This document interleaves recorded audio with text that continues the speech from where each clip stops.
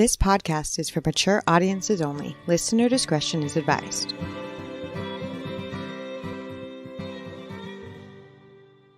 Welcome back to From Crime to Crime. Hey, buddy, how's it going? Great. You ready to get into a murder? There's been a murder in South Carolina. Yeah. So this episode was highly requested, and we kind of avoided doing it during the trial because, if we're being honest, it was pretty annoying. There was a lot of back and forth. Yeah. But you insisted, so here we are, doing it anyway. I did insist. I thought this was a really interesting case, and here's the best part. I don't know all about it, even though I really wanted to do it, but I wanted to know all about it, so I was like, hey, I have a true crime podcast. I'll just have Erica tell me. Yeah. So the Murdaugh family, however the hell you want to say it. Murdaugh. They're obviously... The Murdaugh family.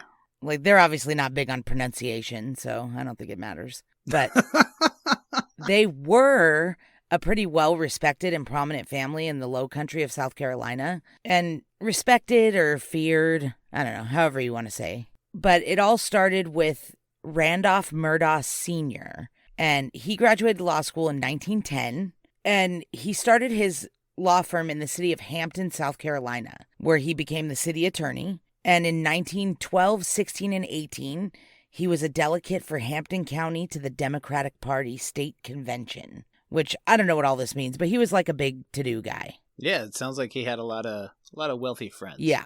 He was a Freemason and a member of the benevolent... Oh. Yeah. Oh, man. And a member of the Benevolent and Protective Order of the Elks. Yeah, he was. And a couple other lesser-known fraternities. So you know he's got a few secret handshakes in his repertoire, is what we're saying. He's a part of the inner circle. Yeah. And he's definitely friends with heads of state. Yeah. So in 1920, he won the endorsement of the Hampton County Democratic Party, and after a runoff, he became the solicitor for the 14th District of South Carolina. And solicitor is just like a southern name for prosecutor, really. Well, that's not a good one. There's a lot of signs that say no solicitation. Yeah, different kind. But yeah. Oh, okay. Yeah, so he was the solicitor for 20 years until his mysterious death in 1940. There was another murder in Savannah. No, he was actually hit by a train in his car, and there's some speculation that it was suicide because he was ill. Like, he'd been in and out of the hospital and had some terminal illnesses. Oh. And so there's some speculation that he kind of like drove up there and parked on the train tracks on purpose. But his son ended up suing the railroad company and got some kind of undisclosed amount of money. Oh, so they had money on top of money. Like, Yeah. they already had money. Yeah. And then they were like, hey, let's have some more money. And they're like, here's more money. Yes. So Okay. after his death in 1940, his son Randolph Murdaught Jr. took over. Yeah, this is going to be real confusing for you, bud, because they're all named Randolph. So. Oh, but Randolph is such a snooty name, too. Yeah. Like, they sound like, you know, I'm Randolph Murdaugh. Yeah, that's how they sound, Old too. money. Yeah. Yeah. So Randolph Murdaught Jr. took over as solicitor after his dad in 1940, but they call him Buster. All right, cool. Yeah, don't get confused because there's another Buster later, but this one's the old Buster. Right. Is Buster a traditional nickname for Randolph? No. Oh, okay. I just didn't know. No. He got that nickname. Apparently, he was like pretty good in football in college. So he got the he was a nickname Buster. I don't know. These guys all go to the University of South Carolina. Gamecocks. Yeah, I was going to say they call it USC, but it's not like the real USC that you know. No, they walk around there and say, go Cox. Okay. Oh, they're the Gamecocks. Okay. You can say it as many times as you want. It doesn't make it awesome. It makes it funny. Okay. So Go Cox. So Buster takes over for his daddy as solicitor in 1940, and he keeps that position for 46 years until he retires in 1986. And Buster, like his daddy, is well known and respected at first. He does a pretty good job as solicitor, and he does a significant amount for the community, and he keeps his father's private law firm going, which is a big deal. They're real into the civil lawsuits with the private firm. It's how they make their money. And he's also the president of the Hampton Young Democrats. And in his 46 years as solicitor, he was only opposed twice, and he still won. Wow. Either somewhat well-respected or maybe a little bit feared or just kind of one of those bad things just keep going. I don't know. I mean, it's a small area, right? Yeah. So big fish, small pond. Yes. And he was known for his antics in the courtroom. He could be a bit of a drama queen, if you might say. And he was brought up against the South Carolina Supreme Court a couple of times for some of his charades in the courtroom. Do we have any examples? Yeah, like one time he told a jury that if they acquitted a rapist, that he would just let all the other rapists out of jail. Just like, you know, stuff like that. He was just real big on antics. He would like act out murders in front of the jury, like real dramatic like. Oh, he would have loved this case. Yeah, he would have. So it wasn't until 1956 that he was indicted by a grand jury for tipping off a bootlegger to move his moonshine still to a different county to avoid the ATF raids. Dope. Yeah, so he was acquitted of these charges, but the stain was now on the family name. Kind of that you scratch my back, I scratch yours, we're all high society, we do what we want type thing. Above the law, if you will. Their reputation wasn't super bad yet, though. Just like the normal, you know, generations of men in the same powerful position with tons of money get accused of. You know? Yeah. No, this is pretty normal behavior in America. Like, we're very familiar. Yeah. So, and like you said, their money didn't come from being a solicitor. That's just where the power comes from. That's where they know all the judges and all the district attorneys and all the lawyers, everybody. Their money comes from the family's private law firm that was started by the first Randolph in 1910. And they focused on like civil suits. So they know people from both sides. Judges, lawyers, law enforcement on the solicitor side, and then the people of Hampton, South Carolina on the other side because they're representing them in lawsuits. They just got a hand in everything. Yeah. Their reputation wasn't all bad, though, because when he finally retired in 1986, he was succeeded by his son, Randolph Murdaugh III. And this Randolph they call Handsome. Like, that's his nickname. Oh, awesome. And I'm like Hello, 150% sure he gave this to himself because it wasn't like one of those ones that like came natural, like, oh, he was real good looking. Like Buster? Yeah. Or maybe it was one of those like ironic nicknames, like when a huge guy's nickname is Tiny. Maybe it's like one of those. Oh, was he one of those? Yeah. Well, he was one of the opposite kind of guys. Yeah. So just so you have a visual. So by this point, you have Randolph, Buster, and now Handsome. Okay. So this Handsome Randolph would serve as solicitor unopposed for 20 more years, from 1986 until 2006. So if we're keeping this straight, that's 86 straight years of Murdaughs being the solicitor for the 14th District of South Carolina. That's a lot of Murdaughs. Yeah. So Handsome had a okay reputation, still rumors of corruption and letting his friends and family pretty much do whatever they want and covering it up. But it was probably a little bit better than his daddy's rep because, I mean, he wasn't ever indicted for tipping off moonshiners, I guess. So, I mean, it might have been a little better, but still rumors of bad stuff. And he served as president of the South Carolina Solicitors Association and was on the board of directors for the National District Attorneys Association. So he couldn't have been all bad. No, he definitely got around. Or he was all bad. Yeah, good. Either way. He also received the Order of the Palmetto for his work as the solicitor. So what is the birthright to the Order of the Palmetto or whatever? What did he win? The Order of the Palmetto. It's the highest civilian honor awarded by the governor of South Carolina, and it's awarded to a South Carolina citizen who demonstrates extraordinary lifetime achievement, service, and contributions of national or statewide significance. So it's given to like good South Carolinians that like do something good, pretty much. Oh. All right, well. Yeah, so it sounds like he did a good job as solicitor, or his buddies were governor. I don't know. Hootie and the Blowfish also got this award, so I don't know. So, draw your own conclusions. Yeah. Yeah. They got it, though, for their charitable acts, not just for being Hootie and the Blowfish. So when he retired in 2006, Handsome, that was the end of the Murdaugh reign as solicitor because his kids were not good enough to be solicitor. Hey, man, that's a pretty good run. Yeah. 3 generations. Yeah. He went back into private practice at the family firm along with 2 of his 3 sons, Randolph IV, who didn't follow in his dad's footsteps as solicitor, and Richard Alexander Murdaugh, who for no reason except he's a douchebag goes by Alec. But like, it's still spelled Alex, right? Like, I don't know. I think it's Alec Murdaugh, right? Murdaugh? It's Alec or is it Alex? His name is Richard Alexander Murdaugh, but he goes by Alex or Alec. Alec, huh? I don't know. I don't love Did he ever it. go by Dick? He should have. Well, he's probably going to be now. So they would be volunteer solicitors at some point, but never held the office of solicitor. So by 2019, the family law firm is thriving, and Randolph IV and Alec both work there. Their father was retired at some point, but still around. He and their mother, Libby, live on a piece of property called Almeda, because they're some of those people that name their properties. You know how we love that? Like Magnolia Farms? Yeah, or like Libby Park. Oh, yeah, like us. Yeah, like you.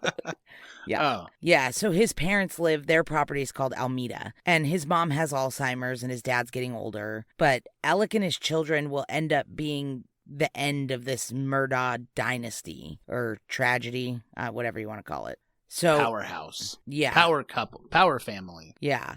So we need to get Powerballs. So we need stop. So we need to get into their immediate family. Alec met a lady in college named Maggie, and they got married and had 2 sons. Richard Alexander Murdaugh Jr., who goes by Buster, like his great-grandfather. Okay. And their younger son, Paul Terry Murdaugh, who goes by Paul, or Paul Terry. Or Papa. Or Paul. Is it Paul or Papa? Oh, I thought it was Paul. Oh, I thought it was Papa. Is it Paul? Oh, I Paul, thought it was Paul's a stupid name. Yeah. Like, I gotta So be is- honest. I mean, so is Papa, though. That's like what you would call your grandfather, not your baby. Yeah, I know. Well, yeah, I know. It's still stupid, but I mean, Paul just like sounds like you got a stutter. Like Paul. I don't know. Who knows? They've described Buster and Papa. See, now I can't do it. They've described Richard Alexander Murdaugh Jr. and Paul Terry Murdaugh as rowdy boys with 0 discipline. They were spoiled rotten, and their parents, Maggie and Alec, gave them everything they ever wanted and then some. And they were also the type that like made excuses for them and cleaned up after them and stuff like that. Like I they believe that. 0 responsibility growing up. By the time this kind of money hits like 4 or 5 generations, like there's no respect for it. You know, like because they they don't didn't earn understand. it. Right, exactly. It's just always been there. So yeah, there's no like you got to earn this kind of thing. Like So Maggie has been described as nice and pleasant, but caring a lot about wealth and status and her position in the community. I don't think pleasant is the best way to like the nicest way. Like, oh, she's pleasant means like I could take her or leave her. Yeah. You know, she's whatever. That's pretty much the idea that I got, was that she kind of thought she was better than everybody. Oh, okay. So she didn't have a lot of friends. She was really close with her sister and her family because her sister had more money than they did. So Oh, wonderful. There's Yeah. just money flying all over this place. yeah, her sister married better than Maggie did. Well, obviously, because we'll see what ends up here. But Alec, on the other hand, was not much of a looker, like his daddy Handsome, but he's been described as charming, which that's how they describe Ted Bundy, too. So Sometimes people describe me as charming. yeah, but mostly they use that term for serial killers. Thank you. Yeah, you're welcome. So not only monetarily did they give Buster and Paul whatever they wanted, but they also let them do whatever they wanted. They provided alcohol and places to party for them and their friends, even at a young age, like early teens, when that shouldn't be going on. No. It was just one of those, rich kids doing whatever they want. Yeah, it just kind of sounds like money being money, Yeah. you know? So they had a house in the city of Hampton, South Carolina, where the law firm was. And then they had a summer beach house in Edisto. And then they had Moselle. And Moselle is like a 1,700-acre hunting property just outside of Hampton. How big? 1,700 acres. Yeah, that's what I thought you said. Actually, it was like 1,792. God, that is massive. And this is just protected land for them to go hunting on? And so like if a deer or whatever stumbles into this land? Yeah, there's buildings, though, and houses and stuff. Like, they bought a house that's on 1,700 and something acres, and most of the property is hunting property. It's woods and 2.5 miles of riverfront access, swamps, duck blinds, dove fields. They have an airstrip, these weird dog kennels where they keep their hunting dogs and their family dogs. Yeah, I saw that. I didn't like that a whole lot. Yeah, and then a big, beautiful home that was built like just in 2011, and they bought it like 2 years later. So it was like a brand new house that was built on there. Yeah, it's a beautiful piece of property, and they call it Moselle. Any idea how much that cost? I don't know. It's South Carolina. I don't really know their real estate, so it could be like $5 million or like $8. I have no idea. Yeah. So in February of 2019, underage Papa took his brother Buster's ID and his daddy's boat, and he loaded his girlfriend and 2 other couples that they were close with, all teenagers, and they were all friends. It was like 3 couples. They were going on a date night, and they decided to take the boat to an oyster roast up the river because they had heard there was going to be DUI checkpoints on the highways. So they're like, let's just take the boat. This is so, like, ridiculous. Like, 1, an oyster roast sounds disgusting. Yeah. And 2, like, these teenagers are just getting drunk and going by waterway. Yeah, like what in the Dawson's Creek is going on here? This is ridiculous. At about 1 a.m. on their way back from the oyster roast, they stopped at a dockside bar somewhere along the river and were taking shots. Sure. And all on board the boat and the video surveillance from the dock all agree that Paul was drunker than a skunk. His blood alcohol would be taken later at the hospital, and it was like 3 times the legal limit. Wow. Yeah, and apparently they call him Timmy when he gets this drunk because they say he's like a totally different person. Ooh. Yeah, so at 19, he already has like an alter ego for his drunken shenanigans. That's pretty sad. But they said that they all begged him not to drive when they went to get back on the boat to go back home because he was that drunk that they were calling him Timmy. He was being a dick. But he was adamant that it was his boat and he was going to drive, according to the rest of them that were on the boat. Apparently things escalated once on the boat and there was a lot of yelling and screaming. His girlfriend Morgan has said in interviews that he spit on her and slapped her and then gunned the throttle. Like just...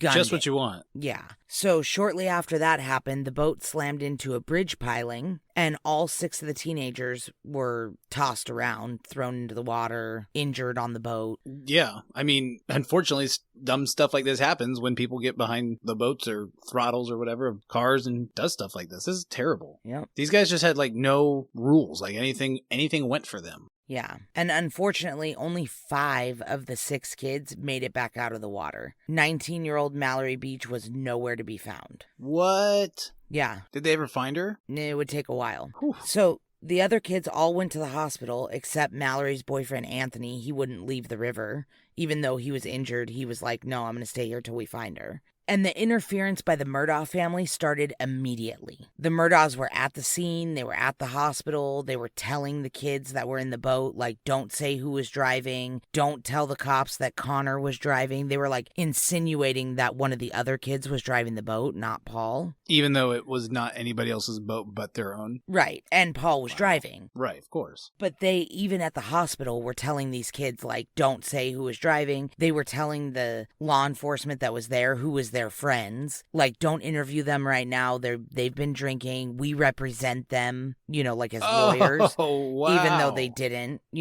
So it was really bad. The involvement with the Murdaughs was like immediate. The parents of some of the other kids that were involved in the accident, and even the girl who passed away, her mom wanted to see the boat and where the accident happened. And it was all cordoned off, like with police tape and everything. And she tried to go down there and they were like, no, ma'am, it's a police scene. You can't come in here, whatever. And then like right after, she watched Maggie Murdaugh drive right in, down to the scene. Oh, no way. Yeah. And she's like, well, what the hell? Her son was the one driving the boat. If anybody shouldn't be allowed in there, it's her. My kid's missing. Yeah, no kidding, right? Yeah, so the Murdaughs were pretty insistent right away that Paul was not driving the boat, even though all the other kids on the boat were like, of course he was driving the boat. It was his boat. Yeah. And the scene wasn't treated as a crime. It was treated as a missing kid in the water, and they were looking for her, search and rescue teams, everything, but nothing was treated as a crime scene. Yeah. There was no real investigation. There should have been an investigation into the crash, and there was no real investigation. Right. So 7 days later, on March 3rd, 2019, Mallory's body was found 5 miles down the river, and her autopsy would later reveal that she suffered blunt force trauma to the head and then drowned. Yeah. Which is devastating because, she was young. She was at the prime of her life. There's a documentary on Netflix, and they go real deep into this boating accident and the 5 kids that were on the boat with him, and they're all extremely affected affected by this accident. Oh, hell yeah. This is life-changing for them. So eventually, Paul was charged with 3 counts related to the accident and Mallory's death, which was kind of unheard of. Everybody thought he would definitely get away with this. And the Murdaughs did everything they could to make sure this went away and that he got away with it, but it wasn't going to. So they hired Dick Harpootlian, who is the Democratic state senator for South Carolina. He's representing Paul in this boating accident trial. How does he have time? I don't know. How is he ever going to get reelected if people connect him with the Murdaughs? I don't know. Yeah, it just seems weird to me. It seems like political suicide. Maybe he was tired of running. Yeah, maybe. I don't know. Anyway, Paul's finally in trouble for something, which is great. But it's still not the usual way this would go down for anybody else. Like, most people would have been arrested when they were charged with DUI causing a fatality. Sure. And then you would have to, like, bail out and all that kind of stuff. But pretty much every law enforcement agency around recused themselves from this, judges and police officers and everything, because they all knew the Murdaugh. So he never got locked up or anything. He got to take his mugshot in like a regular polo shirt, and he just had to appear in court. And he pled not guilty and was released on bail. So it's like he never did any jail time or anything. He didn't even have to get like locked up and booked. No consequence for anything that he does. Yeah. So, in the following months, waiting for the court stuff to play out and some justice to be served, you would think the Murdaughs would have been on, like, their best behavior. Do you call them the Murdaughs? Yeah, whatever. I like that. Murdaughs, whatever you want to say. I think it's Murdaugh, but I like Murdaughs. Yeah. But instead of being on their best behavior, they just kept being Murdaughs. They kept trying to muddy the water and say somebody else was driving. It was total bullshit. Paul was seen drinking and partying, getting pulled over for speeding. Like, he was still just the same hot mess. Then Buster, his older brother, gets expelled from USC for plagiarism. Oh. And allegedly Alec paid like $60,000 to get him reinstated. But then a civil lawsuit is filed against the Murdaughs from the Beach family over the wrongful death of Mallory, because they really thought the death of their daughter was going to get covered up, because that's the way everything was being handled. So they didn't think that the criminal charges were ever going to be a thing. Well, and it sounds like these are the types of people that would cover something like this up and have the connections to do so. Right. So they filed a civil lawsuit. So shit is hitting the fan, is the point. The Murdaughs are literally spinning out of control. Maggie is starting to notice money issues that they're having and allegedly hired a forensic accountant and possibly a divorce attorney. But the community is like turning against them. The Murdaugh name, if it wasn't already associated with corruption and allegations of criminal misconduct, it certainly is now. Yeah, I bet. Yeah, they're under an extreme microscope. And the general thought is Paul is a spoiled rich kid whose parents clean up after him. And this might just be the tip of the iceberg as far as the rumors of other wrongdoings that the family has done. So other things start to come up, like the death of their housekeeper, Gloria Satterfield, the year before. She died of a head injury after slipping and falling at their Moselle property. That seems convenient. And her death was ruled natural causes somehow, even though it was a trip and fall. And no autopsy was performed. But yet she had like a ton of broken bones and ribs and a head injury. She fell downstairs? Yeah, the front steps of the house, which is not a flight of stairs, it's just a couple of stairs. So not a whole lot of that is adding up now. Yeah. You know, with hindsight, to see how evil these people are, it's like, oh, that's not adding up. And Alec sued his own insurance company and won millions of dollars for Gloria Satterfield's kids. But the problem is he never told them that they won $4-point-something million. He just took the money. Oh, there you go. So by June of 2022, law enforcement decided to reopen her death investigation, and they announced the approval to exhume her body to do an autopsy. But to this day, they still haven't done it. I hate when I know. They exhume bodies. But they've been a little busy. We'll find out what they've been doing besides that. Alec and the Murdaughs keep them pretty busy here for the next, year and a half, so. I believe that. Yeah. Spoiler alert. Yeah. Another interesting thing that comes back up after all of this was the 2015 death of a guy named Stephen Smith. He was 19 years old and a classmate of Buster's, the older Murdaugh kid. And he was found on a rural road in Hampton County, and his cause of death was ruled blunt force trauma, possibly a hit and run, but a hit and run doesn't really add up with his injuries, so that's kind of awkward. There's a lot of suspicious activity going on around here. Yeah, and a lot of the interviews surrounding his death mention that him and Buster had some sort of relationship. And Stephen Smith was openly gay, and so the insinuation is that him and Buster had an intimate relationship. Oh. But it could have been a motive for why he might have been killed by the Murdaughs. To cover up him being gay? Yes. Oh my God, who cares? Yeah, well, these people, maybe. So by June of 2021, after some more of this stuff goes on, SLED, which is the South Carolina Law Enforcement Division, would reopen the investigation into Smith's death based on evidence they found at the Moselle property. They haven't filed any new charges, but they say they found evidence of something to do with Smith's murder. So that's a little hanky. Yeah, you draw your own conclusion there what that might be. Yep. So, with all of these old skeletons coming back to haunt him, and the civil lawsuit that he's definitely going to lose because it was 100% his boat and his kid and his insurance, you know. And his fault. Yeah. He's in pretty severe financial situation. A lot of these scandals and these embezzlement rumors, like of him stealing millions from his clients, are starting to surface by June of 2021. I don't know how he's literally stealing millions of dollars at a time from his clients, but somehow he's still broke. And there was a court date coming up with the civil lawsuit that was about to compel him to have to show his financials, which was a big problem because his financials are not on the up and up. Yeah, they're a mess. Yes. So this brings us to June 7th, 2021. At 10:07 p.m., Alec calls 911 and says that he just got home to Moselle and he found his wife and son, Paul, murdered at their dog kennels, which is on their property, just a short distance from the house. The 911 calls are obnoxious, but are available to listen to. But it's total chaos. Dogs barking, Alec talking in this weird, screechy, high-pitched tone that isn't crying, but almost like how you would act when you were trying to pretend like you were crying, but you weren't really crying. You know what I mean? Well, that's suspicious. Yeah. So the first responders arrived, and it was not really treated as a murder scene, kind of like how the boat accident wasn't treated as a crime. People were allowed in and out. There was tons of people coming to the property. The authorities said they secured the scene in less than a minute, which I don't know how you secure a 1,800-acre property in less than a minute. Yeah, maybe with drones, helicopters. Yeah, they just walked in and they were like, yeah, it's cool. The murderer's gone. It's like, how do you know? Have you even looked behind a tree? So the original investigators that should be in charge of this scene recuse themselves right away because they're like, oh, we're best friends with the Murdaughs. All the local authorities.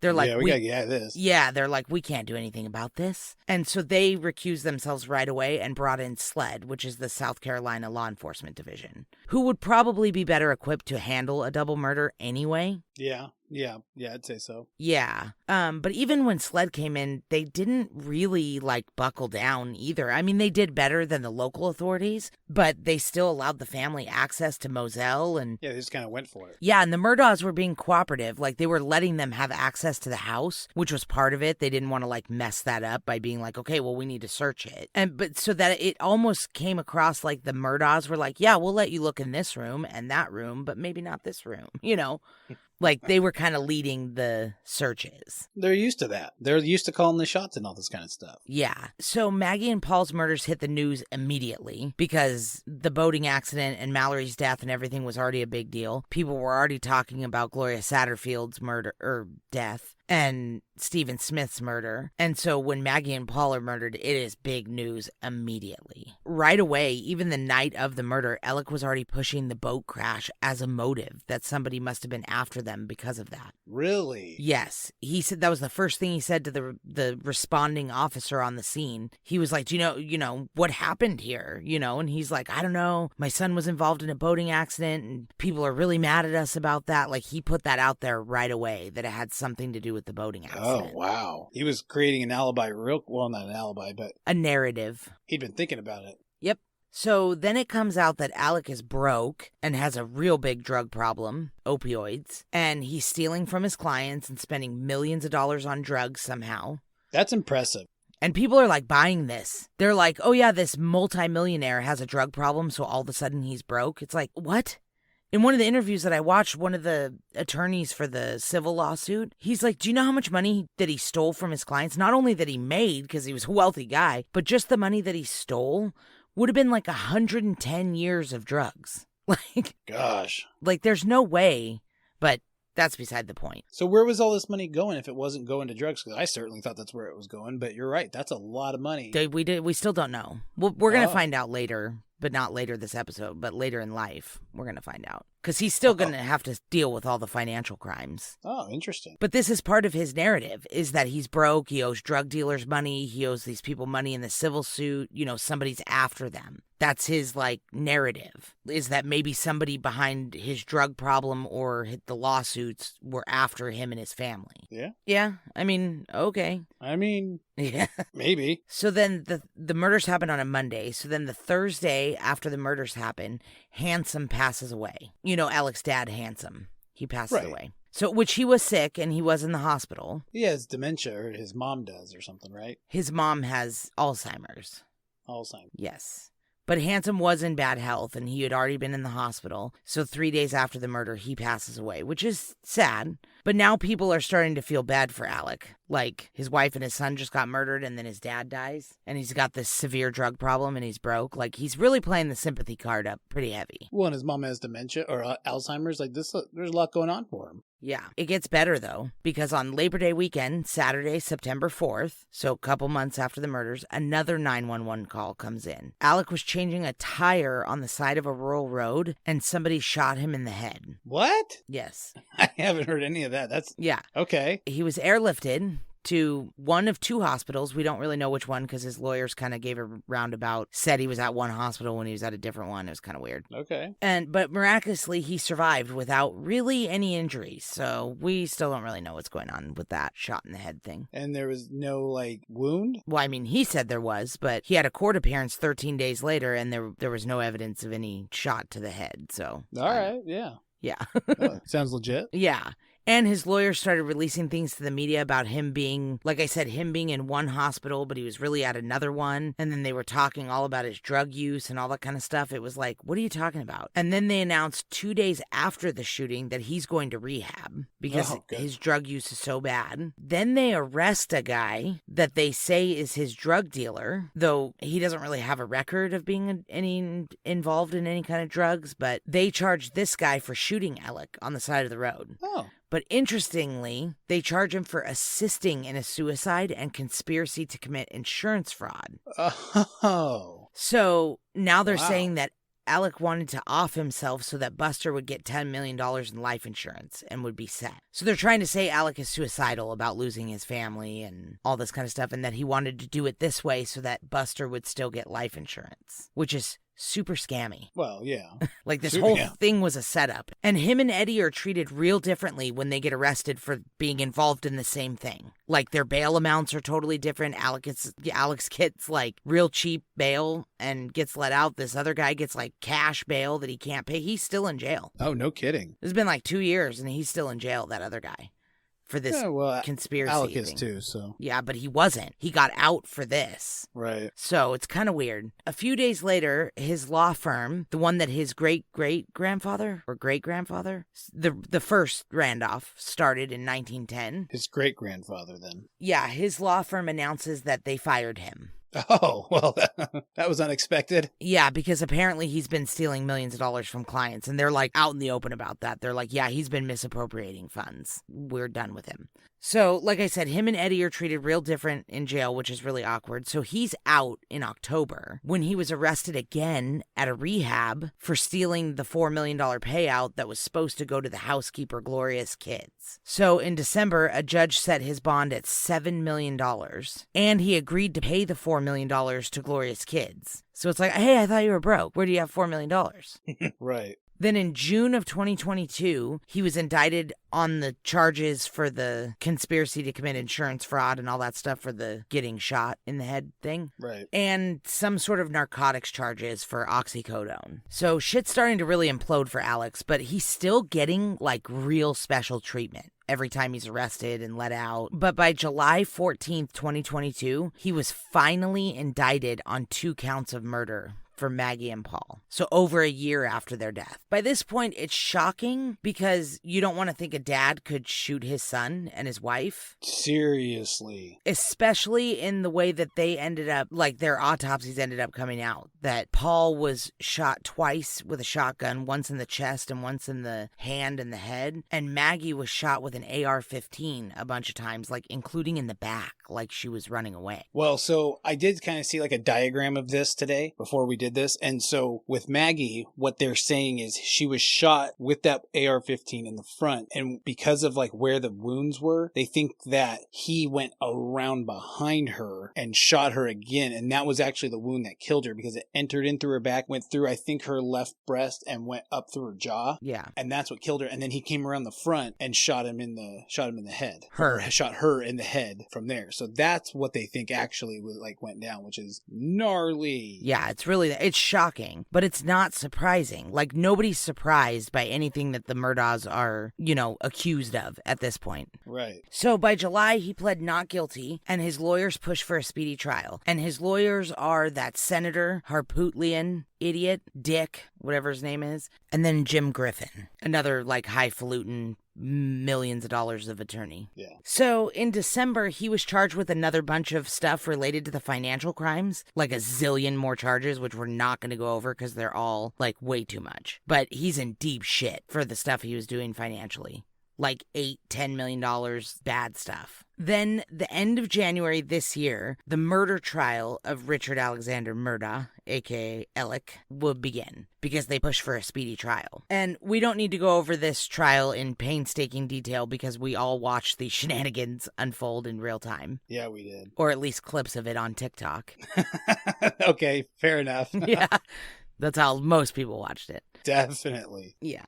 So Alec's story from the beginning was he spent the afternoon with Paul at Moselle riding around. Then he asked Maggie to come home to Moselle from Edisto because his dad was sick and in the hospital. So she did. And when she got home, he says that he took a shower, they ate dinner together, and then he fell asleep in front of the TV and never went to the dog kennels with Maggie and Paul. He says he woke up at around 9-ish and went to his mom's to check on her. He tried calling and texting Maggie to let her know that he was leaving to go check on his mom. And then he went and visited with his mom at Alameda, but his dad wasn't there. He was in the hospital. It was just his mom and her caregiver there. He then says he went home around 10, and that's when he found Maggie and Paul. And that's literally been his story this entire time. Like from the murders until the trial. That's his story. The problem is none of his stories that he's told, and his timeline doesn't add up with what actually happened. Like with what the cell phone data says or what anybody else says. You're right. He made up this whole story, and then when the evidence actually came out, and he couldn't explain it. Yeah.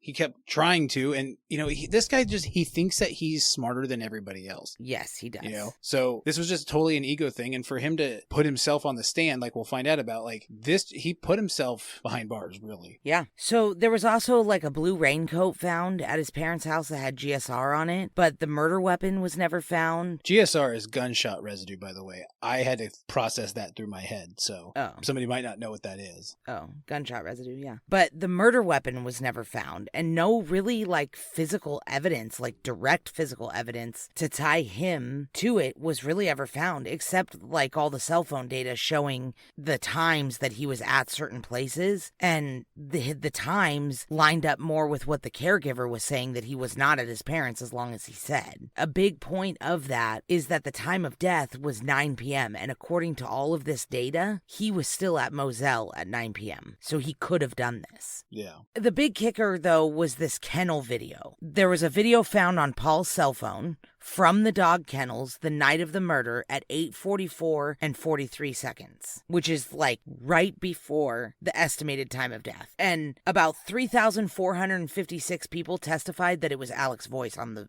recording.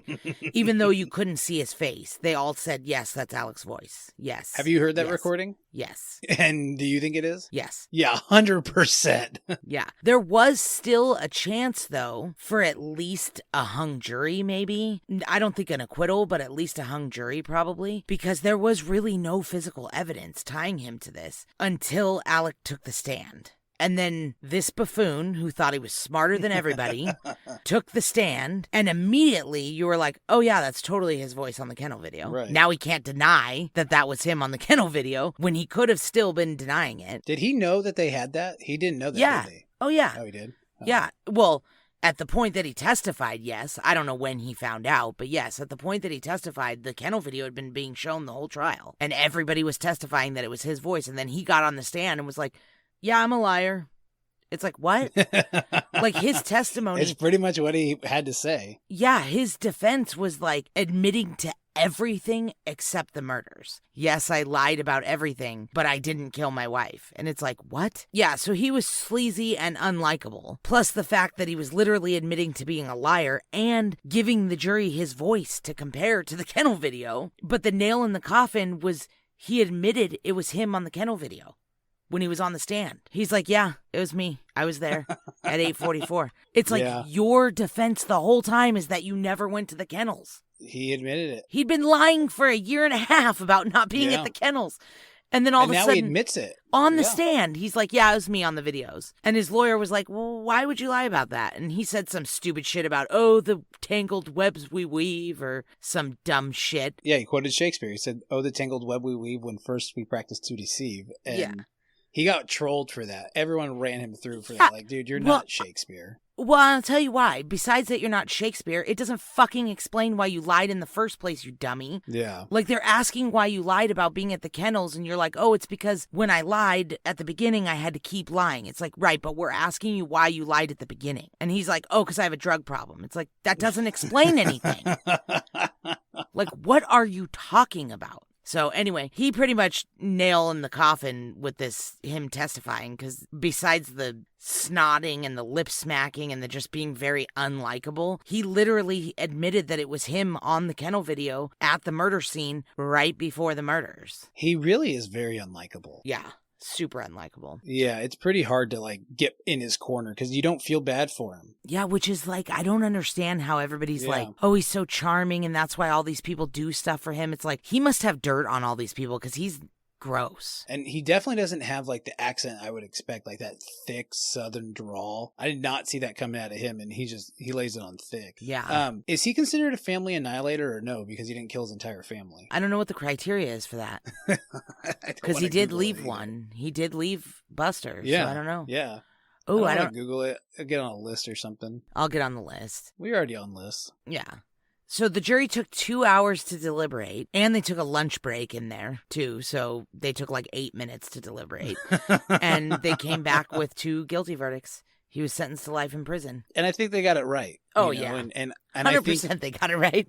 And I think him testifying really sold him on, like, sold his ticket. Like, what am I trying to say? Like, I think it really stamped his ticket, like, up the creek, man. Yeah, totally. You know, like, he was, there was some doubt, honestly. And after that, like, everyone was like, oh, yeah, no, this guy did it. Yeah. No question. So for me, there was not really any doubt. There was more doubt that they could get a conviction. Because it was like, yeah, we know he did it, but like there hasn't been any real proof that he did it. You know, like real solid proof. Everything was real circumstantial. Right. But then as soon as he started talking, I'm like, oh, this guy, yeah, he did it. Yeah, I know. There's just something about him when you're just like, oh, man, I don't like you. Yeah. So it's not over for him either. The civil lawsuit is still going on since that had to be put on hold for this trial. And all of his financial crimes stuff is still a real big problem for him. Like he's going to have to answer to all of that stuff. And SLED is still investigating Stephen Smith's death and Gloria Satterfield's death. So we'll see if any other Murdaughs go down for the next one that they get charged with. There's been a Murdaugh convicted of murder. Yeah. And possibly more Murdaughs committed more murders. Allegedly. Possibly. Maybe. We have to be real careful with the allegedly. This is a whole family full of lawyers. It's all big maybe. I don't know anything. Yeah. I was just saying. But that was part of the reason why we wanted to wait until this trial was over, because I wanted to be able to be like, Alec Murdaugh's a fucking murderer. Like, he is now. Well, we don't have is, to say allegedly. Yeah, because he's convicted. So I'm glad that I'm all caught up on this. Yeah.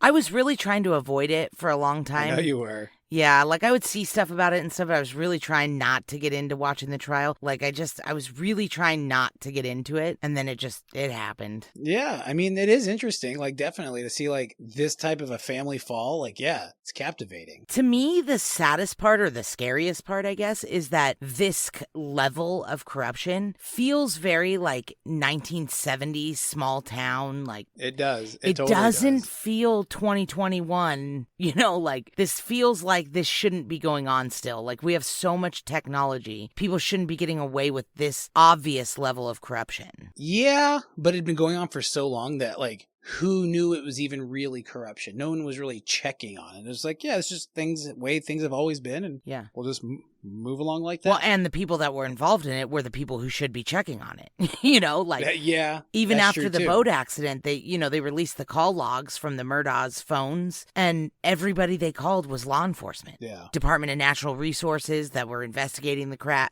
but they were like friends of theirs. Makes sense. Yeah. I mean, I'd call my friends too for help. So. Absolutely. That's what I'm saying. Like, so it's like those are the people, though, that should have recused themselves immediately because they knew them. Yeah. And they didn't. So hopefully some of them go down for this corruption too, and what they've done wrong in all these cases. I don't know. The solicitor that took over for Handsome when he retired in 2006 has been the same solicitor. His name is something stupid. Stony Hinges or something. What's his name? Duffy Stone, I think. Stone Cold Steve Austin. I think it's Duffy Stone. Anyway, he's kind of in a little bit of hot water because he took like 3.5 months to recuse himself from the murder investigation. And he's like real close with the Murdaughs. So they're like, why would you wait that long to recuse yourself from this? Like, because nothing happened in this investigation until after he recused himself. Oh, really? Yeah. Oh. Yeah, I mean, Alec Murdaugh wasn't even arrested for a year after the murders. That's true. Yeah. So there's a lot of weirdness about that. I can't imagine if they just keep electing that guy as their solicitor, they're just asking for the corruption to keep going. I'm sure in some kind of lawless land, way back when, this would have just been swept under the rug and whoops. But not today, man. They'll catch you. Yep. So anyway, that's the very general gist of the Murdaugh. Obviously, there's way more to it. Well, I feel very generally gisted, so thank you. Yes. For putting all that together. But there is so much you could research this family for years. There's one reporter, she hosts a podcast called the Murdaugh Murders, and that podcast has been going for like 2 years or more. She's been investigating the Murdaughs since the boating accident, so like 4 years now. And she's like every week has a new episode because there's new shit going on with these people. So it's like if you're real into it, then obviously you've probably already listened to that podcast. But if you haven't, you probably should. There's a good place to go start. I love when we shout out other podcasts. That's cool. Yeah, that's a great podcast. She's like one of the only reporters that was like really on their shit during the first part of this trial. Like other media was still reporting like, oh, this good family is like being accused of bad things. And they were buddy with his lawyers and stuff. And she was like one of the only ones that was like, these people are bad. Like, pay attention. Well, it sounds like the family up until this point was pretty good. Like they had done some pretty good stuff. And then this bad guy came along and, really soiled the bunch. Yeah. Although it does feel like now that they're finding things from past, now that, everything's under a microscope, maybe they probably weren't good, but there just wasn't as much evidence 40 years ago, A lot easier to cover it up if nothing else. Lawless land, man. Well, down here in Murdaugh country, it was Murdaugh law. Murdaugh law. Yeah. They were the only ones above the law. Everybody else had to follow their rules. Oh, yeah. Anyway, that's enough of the Murdaughs. I don't want to ever talk about this again. All right. Until we have to again. Well, until their next indictment. That's true. I wanted to shout out Trickle Nickel 8824 for leaving us a 5-star rating and review, and also Carnell for leaving us a 5-star rating and review. Thank you guys. We appreciate it. Except I'm almost positive that says Karen L. So thank you, Karen. Are we going to have a missing person next week, too? Oh, I almost forgot. We're going to have a missing person this week. So our missing person this week is Tina Snipes. She was 43 when she went missing, and she'd be 48 now because she went missing in August of 2018 from Edisto Island, where the Murdaughs have their beach house. Tina had sandy brown hair, and she was last seen at the Easy Shop on Edisto Island. She had a couple tattoos and a couple of distinct features, so we'll post a picture of Tina on our Instagram, and we will see you guys next week. All right. I love you. I love you too. All right. All right. Bye. This podcast has been a production of Orange Halo Media, LLC, hosted by Grant and Erica. If you enjoyed the show, please rate and review wherever you listen to your podcasts. To chat with us, go to From Crime to Crime on Instagram, From Crime to Crime on TikTok, From Crime, the number 2 Crime on Twitter, or you can visit our website at FromCrime2Crime.com. See you next Wednesday.